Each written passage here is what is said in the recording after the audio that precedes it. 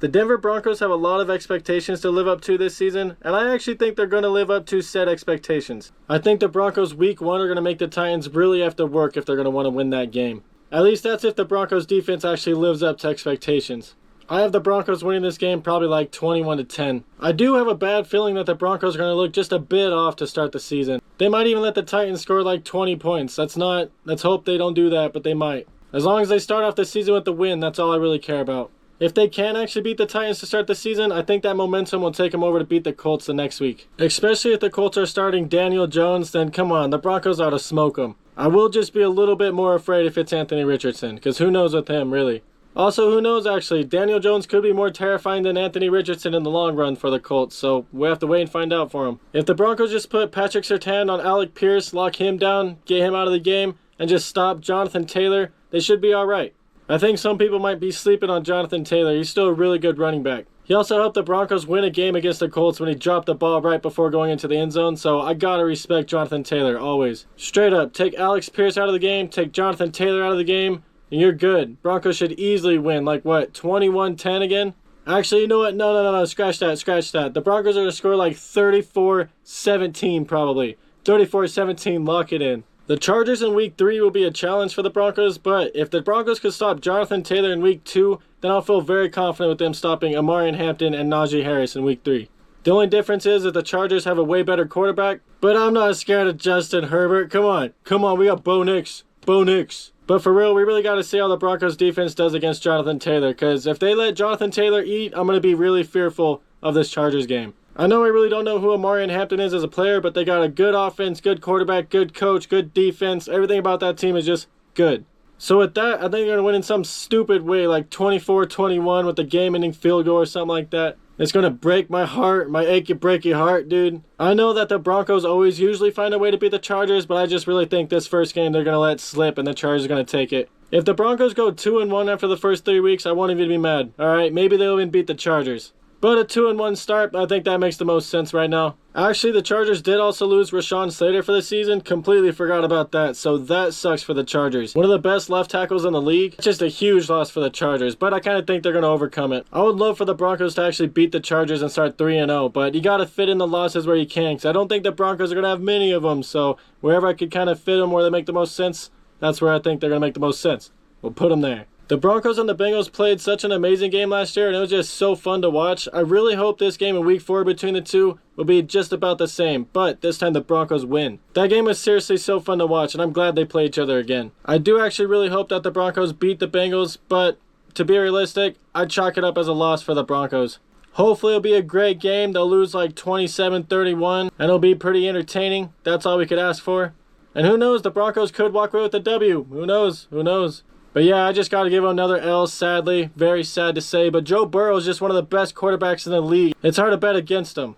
I think the Bengals players are going to be kind of mad after being a bit of a laughingstock this offseason, not getting their players signed and all that. So I think the players that are signed, I think are to get locked in and perform. Jamar Chase already looks good in the preseason.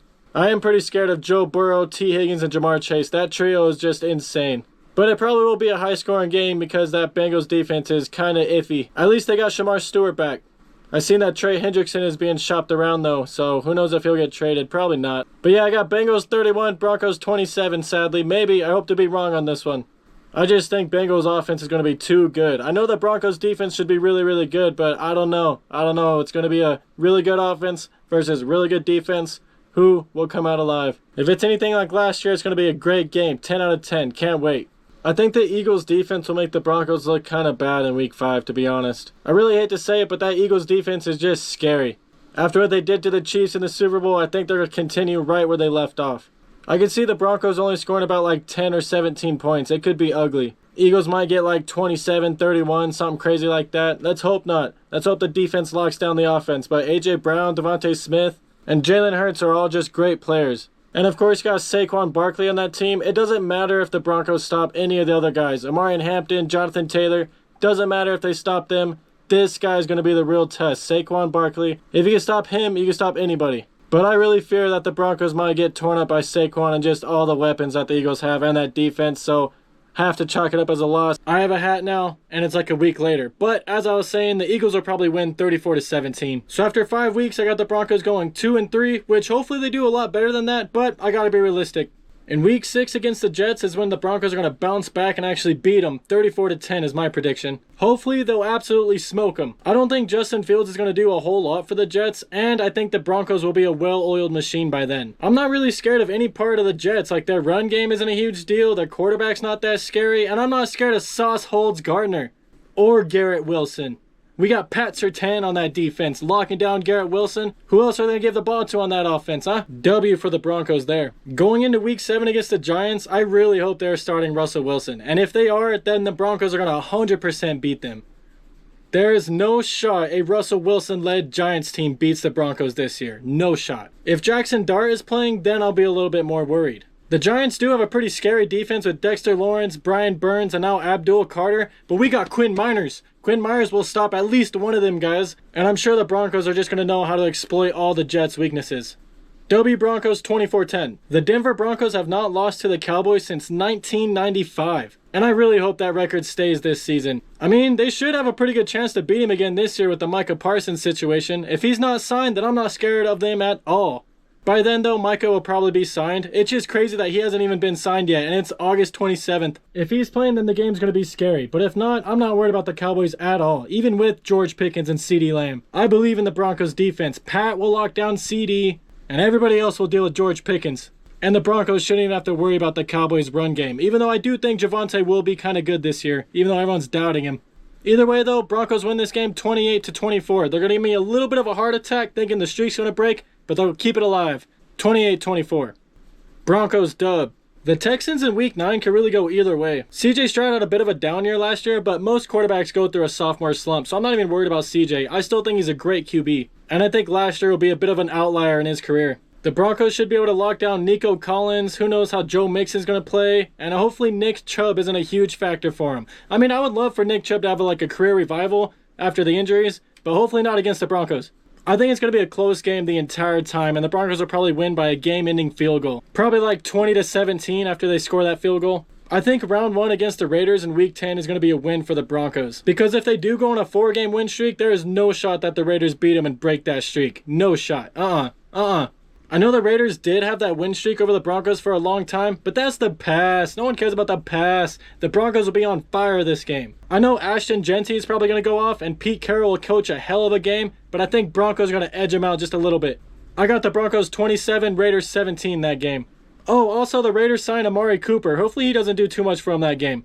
I'm the most worried about Ashton Genty, though. The Broncos always have kind of a weak run defense, just a little bit. Hopefully, they don't let him go off. It should be a really great game, though, and I'm excited to see what Pete Carroll and Sean Payton will do against each other. It should be a lot of fun. As much as I dislike the Chiefs, I just think they're probably going to break the Broncos' win streak and break my freaking heart again. Because they're probably still going to be a great team, probably still going to win the division, all that nonsense. And then probably beat the Broncos on a game-winning field goal, 17-14, all stupid.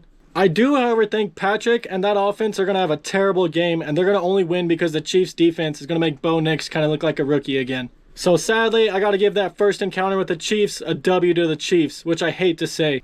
But I do think the Broncos are going to split with the Chiefs, so the Chiefs better watch out week 17. The Broncos should be hot by then and ready for all the Chiefs' tricks. And they'll kick their ass. After the loss against the Chiefs, I think the Broncos are going to get really locked in and just go on a crazy run. Kind of like what they did with Russell Wilson.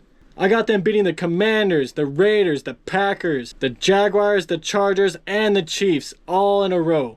A nice little 6-game win streak to end the season. Oh man, just when you think the Broncos season is over, that win streak is going to save it and propel them into the playoffs. I am worried a little bit about the Commanders and Jaden Daniels, but they should be able to win that game.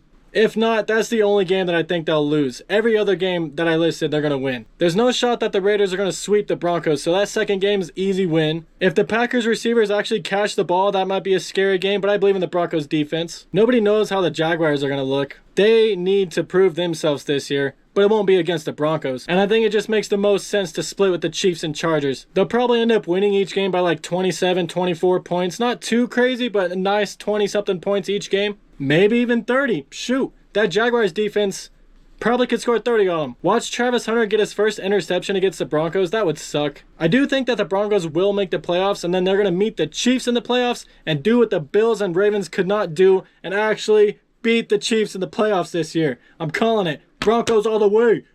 Broncos. So yeah, I got the Broncos going 11-6 with a playoff win this year. I have high expectations. I hope the Broncos pass them. I think 11-6 makes sense, but if all goes wrong, they'll probably go 10-7 because I think they'll at least get it 10 wins this season. At least. But I'm giving them 11. I really just hope the Broncos win a playoff game this season. That would be really cool. And if not, I'll be extremely sad. I really hope the Broncos blow past my expectations and get like 13 or 14 wins. That'd be incredible. But 11-6 seems like it makes the most sense to me. I'm going to stick with that. And with that, that is all for me. I hope you all have a great night and a great day. I appreciate y'all for watching. I will be back with more football content ASAP. Expect a lot this season. Thank you all. Deuces. Deuces. Peace. Deuces. Deuces. Deuces.